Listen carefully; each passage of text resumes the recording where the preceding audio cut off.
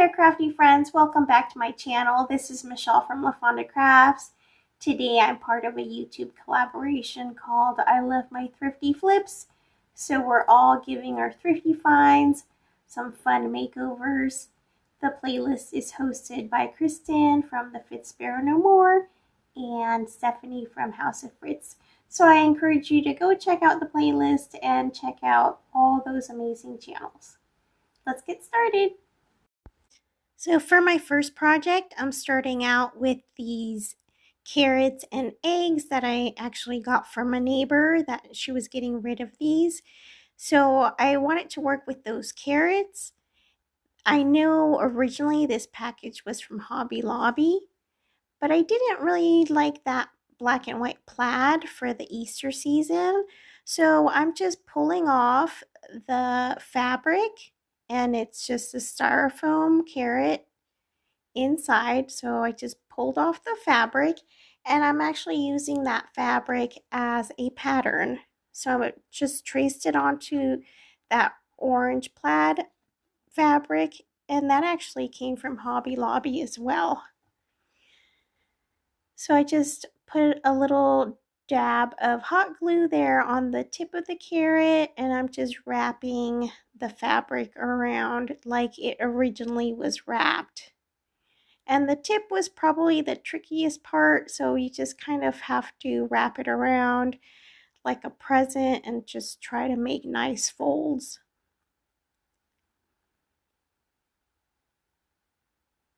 So I'm just adding hot glue there and pressing it down onto the styrofoam.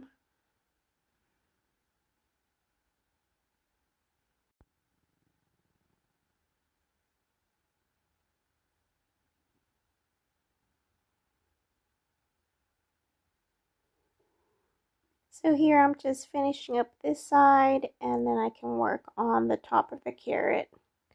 And with styrofoam, it's always a good idea to use a low temperature hot glue gun just so the styrofoam doesn't melt. So here I'm adding hot glue to the top of the carrot, and I'm just going around and tucking in my fabric into the original hole that was there. That was where that green raffia was tucked into. So I'm just pushing in all that fabric in there. And I'm using two types of greenery for the leaves of the carrot. So I've got these two lighter green stems, and I'm just gonna add some hot glue and stick them in there. So I'm just seeing how I like those placed there, and I did. So now I'm going in with some hot glue.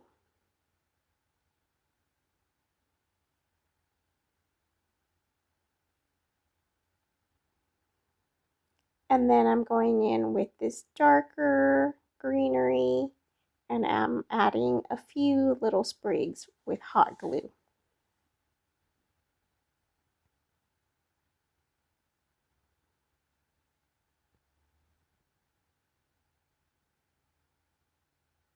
So then to kind of finish off that carrot, I wanted to add moss just to the base of that greenery. So there's the carrot, and I made over a second carrot and I glued them together. I wanted to make like a little bundle.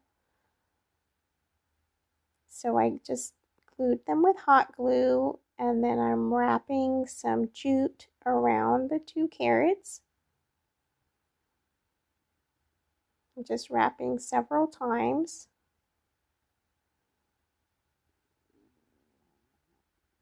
And I just finish it off with a knot.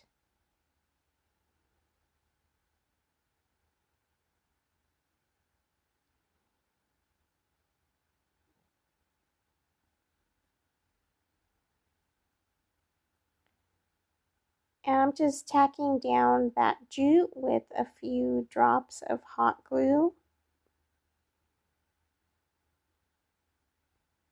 And finally, I have these 3 materials.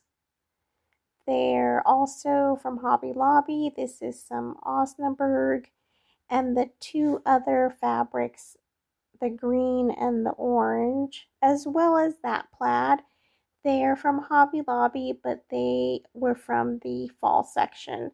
So I just made strips of the fabric and I stacked them, made it like a little awareness sign, and then just cinched them in the middle to make the bow. And I'm taking more of that beige fabric and just tying off my bow.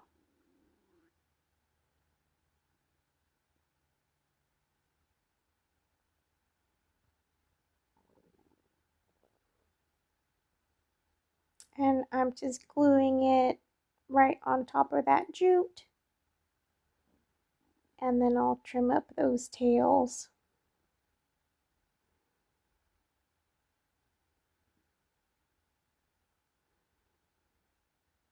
So there's my little pair of carrots. I thought those would be a nice touch for spring. This frosted glass vase I got from Goodwill. It's been in my stash for quite a while. It had a little let it snow charm on it, so I'm just clipping that off. And I'm adding some sprigs of lavender. I thought those would be a nice touch for spring. I'm adding some jute just to give this vase a little bit more of a rustic feel, and it's really more my style. So I'm just wrapping the jute around the neck, and this is really such a quick and easy makeover. And I'm just adding hot glue periodically just to secure down that jute.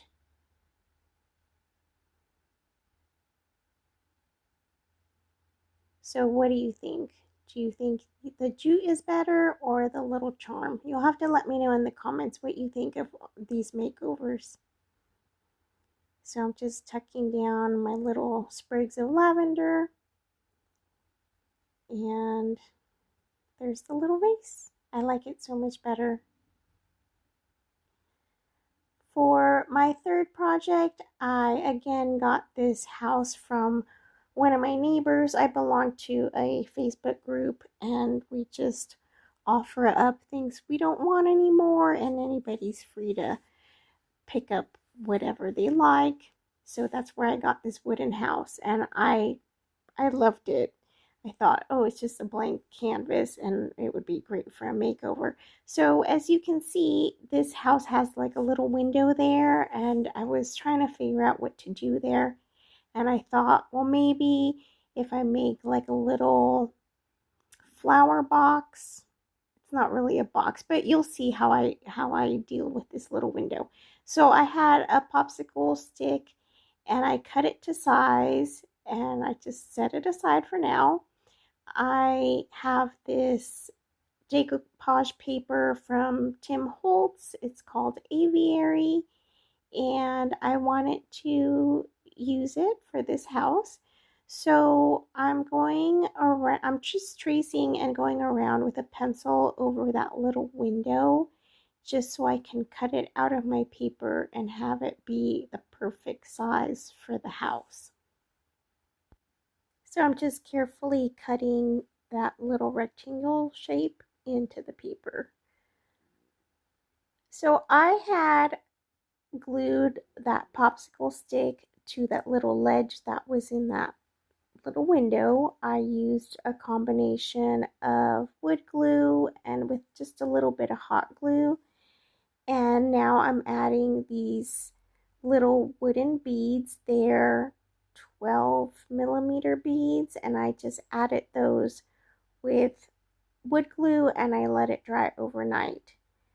Now I'm using some cottage white chalk paint from Folk Art, and I'm painting the whole house. I just did one coat, and I'm just very carefully going around that roof line because I want to leave the roof that just the stained wood. So here I am just seeing how my paper fits over the house now. And I'm going in with some Mod Podge to decoupage that paper. And I just do this like piece by piece or bit by bit, I should say. So I add my Mod Podge, lay down the paper, and just carefully tap it down to adhere it onto my house. So I thought these birds would be perfect for the spring. It's a really pretty paper. It's got a few different scenes with birds on it. So here I'm just making sure everything's adhered down, and especially around that little window. Now I've got just a regular toothpick there, and I'm getting it wet with just plain water. And now I'm going to run that little toothpick right along that roof line so I can tear away that excess paper.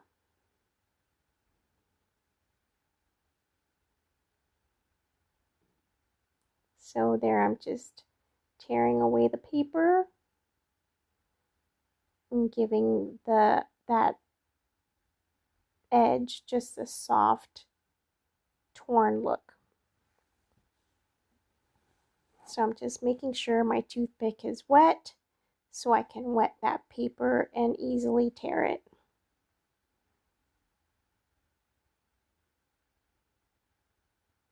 So this is very much like if you used a water pen or a wet paintbrush, but I just wanted to use that toothpick just so I could run it along that roof line. It was just a really nice guide to have.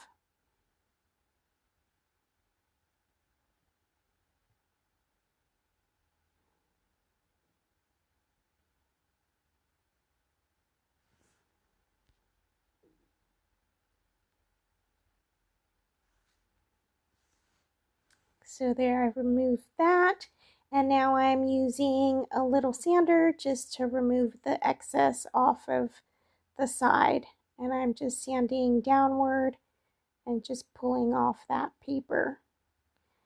And I have this tiny little file, and I'm gonna go ahead and score the paper that's in that window. So I'm just carefully filing down that paper.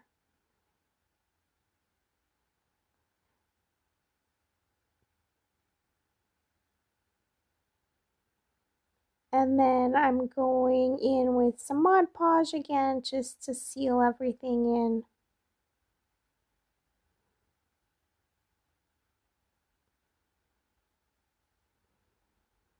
So I did this pretty much the same thing with all the sides of the house, just decoupaged more of that aviary paper. And then I scored the excess. So here's the house so far. I love it with the birds on there. So what you see there is just some antique decor wax from folk art, and I'm going in with a soft brush and just adding it to the edges of my house just to give it a antique look and just stress it a little bit. I have a damp paper towel, and if I see like I put too much on there, I'll just wipe it away. So a lot of this is just putting some on, taking some off until I get the look that I like. And then I'm going in around those little beads. I thought they made like little cute flower pots for my window seal there, and I added the antiquing wax, and I'm just wiping off the excess. So I still have that little hole there, and I want to add moss just to not to completely cover it up, but just to kind of soften the window back there. And I thought it was just a nice touch to add behind like my little pots, my little bead pots. So I'm adding just a drop of tacky glue to add some little sprigs of greenery to the house. So I'm just getting some of that excess tacky glue onto the greenery, and then I just tuck it into the hole of the bead. So if you've watched this far, thank you so much for watching. Thank you so much for your time. I would love it if you subscribe to my channel, and I will show you all the finished products at the end.